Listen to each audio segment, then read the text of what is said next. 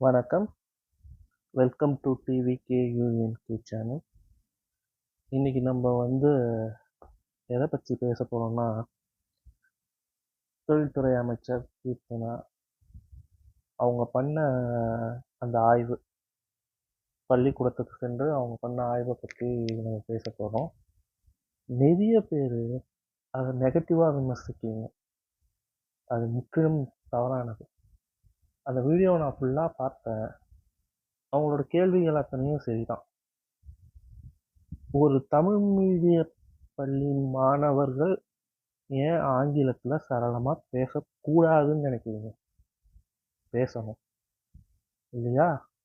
இதே திராவிட கட்சிகள் பல மேடைகளில் என்ன பேசி வச்சிருக்காங்கன்னா, தமிழ் தாய்மொழி, ஆங்கிலம் தந்தை மொழி அப்படின்னு பேசியிருக்காங்க.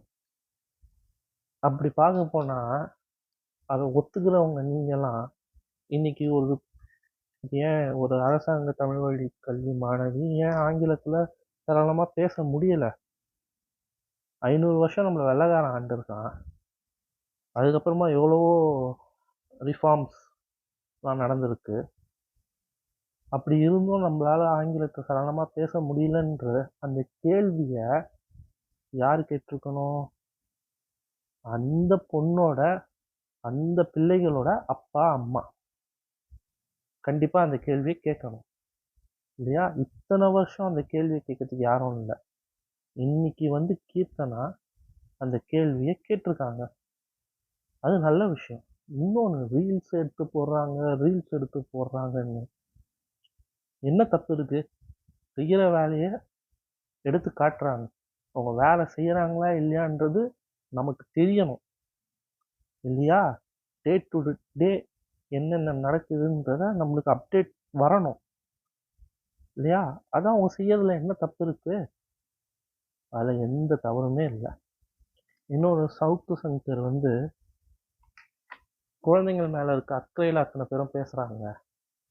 இல்லை, கீர்த்தனாவை லிட்டரலாக திராவிட கட்சிகள் புள்ளி பண்ணிட்டு இருக்கு. இட் இஸ் அ புள்ளி, டார்கெட்டட் புல்லிங். ஒரு அமைச்சர்களை அவங்க வேலையை செய்ய விடலைன்னா, அவங்க கேள்விகளை அவங்க கேட்க விடலைன்னா, அப்புறம் என்ன சட்டம் ப்ராப்பராக நடக்க போகுது?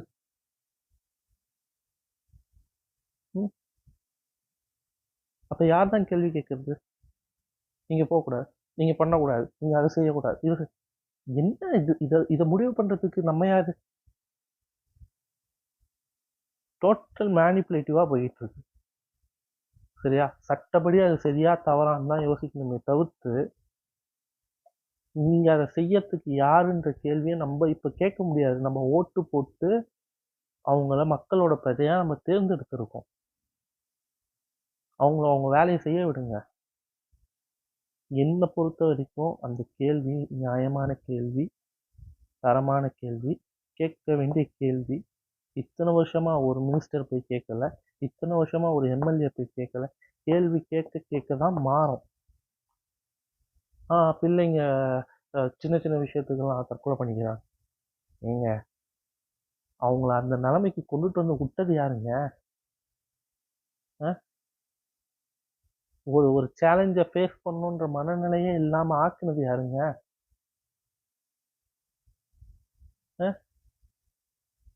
இதெல்லாம் என்னங்க? ஒரு ஒரு பசங்கன்னா வெற்றி தோல்வி ரெண்டும் தான்ப்பா இருக்கும்.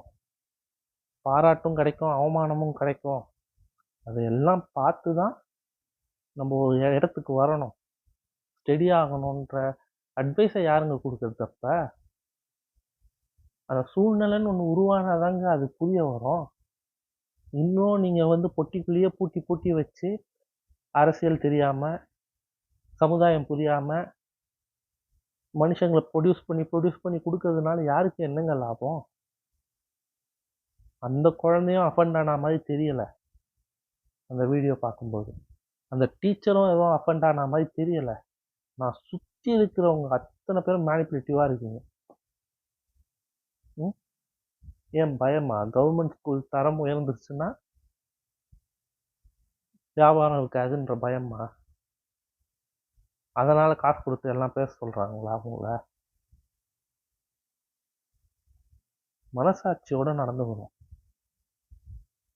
ம்? ஒரு ஒரு டிவிக்கு அத்தனை குடைச்சல், அதிமுக ஆட்சியில் இருந்தால் கூட இவ்வளோ குடைச்சல் கொடுத்துருக்க மாட்டாங்க போல. ஒரு ஆட்சியை நடக்க விடுங்க. 5 வருஷம் ஒரு ஆட்சி நடத்தினா 5 வருஷத்தோட முடிவுல தான் தெரியும் அந்த ஆட்சி எப்பேற்பட்ட ஆட்சின்றது. அதையும் மக்கள் நாங்க தான் முடிவு பண்ணுவோம். டிஎம்கேவோ ஏடிஎம்கேவோ கிடையாது, மக்கள் முடிவு பண்ணுவாங்க ஆட்சி சரியா இல்லையா. நன்றி.